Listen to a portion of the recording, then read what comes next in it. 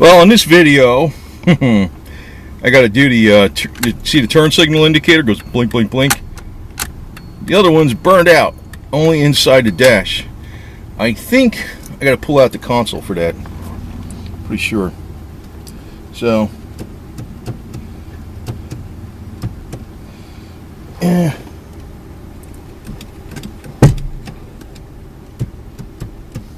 We'll go ahead and pull this dash out. First, we're going to disconnect the battery. And you disconnect your battery up there.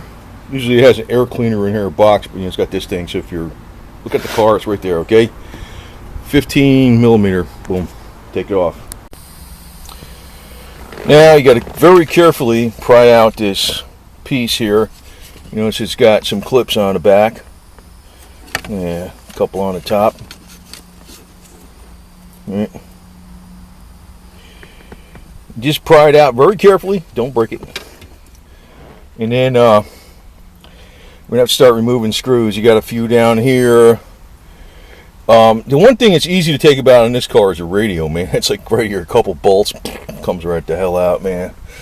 Then, well, then there's well, it's not that super simple to take anything out on this damn car, but the dash is not that bad, actually, to tell you the truth. The dash is not that bad. General speaking, this car is not too easy to work on, but the dash is actually pretty good to work on with this thing. The other thing is, keep yourself a container for putting all these screws in. Don't lose them. It's a lot easier. I use a coffee container. Alright, now the dash is out. Now, to take it out, you can see this part right here, where the radio is. You got 3 screws on the bottom, one on the side, one on each side, and then there's a screw all the way on this side right here, right there.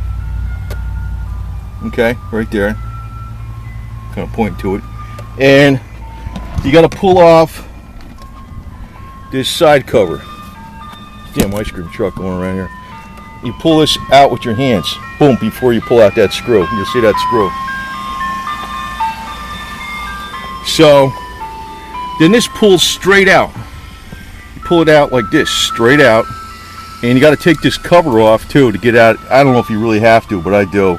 There's the cover that surrounds this. There's just 2 screws on the bottom, and it comes out.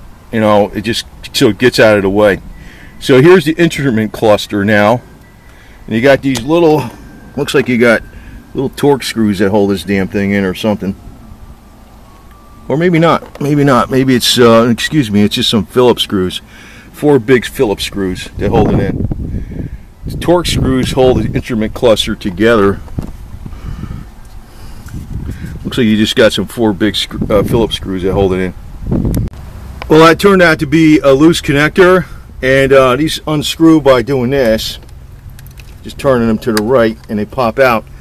Now, I'm going to tell you what you should do is take a little WD-40 and or lube or whatever.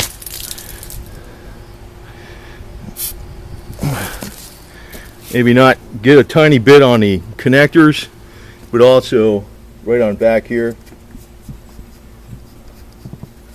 Real little bit. I mean, don't spray it in there. Just rub some on with your finger, because this thing's convertible, and you know, when the top's down and you know, just moisture and stuff, that's what happens. Actually, the bulb wasn't burned out. We're just making bad contact. So that's a wrap. No big deal. So anyway, I tell you, and you know, if you're gonna pull this out, you got 2 connectors here, and the whole console comes out, and you can take this apart, and there's little bulbs in there and stuff. You might have to solder some connections sometimes. There's a red connector on that side, a blue connector here. They only go in one way. You just quick disconnect clips right here. And this one has the Autostick. So if you're changing this out, you make sure, if you got the Autostick, make sure you use the Autostick instrument cluster. And if you don't have the Autostick, you use the other instrument cluster. Actually, I got a video on how to change out to make it Autostick. You have to change the shifter. There's a little There's a little solenoid in there because when you shift this way and shift that way, it's like a paddle shifter. You change out the instrument cluster, and you got to change out the transmission module, which is this. So that's the deal. So it's turned out to be pretty damn easy. So no problem. Anyway, so that's how you pull out your instrument cluster. Oh, you can see it a lot better through the back this way, through the window. You know. So anyway, just make sure those contacts are clean. That's really what the problem was. Put a little WD-40 on there because it just helps make a better connection. Don't spray it on there. Just put some on your finger. And you just wipe it around in the hole and put the connector back in. It should work fine.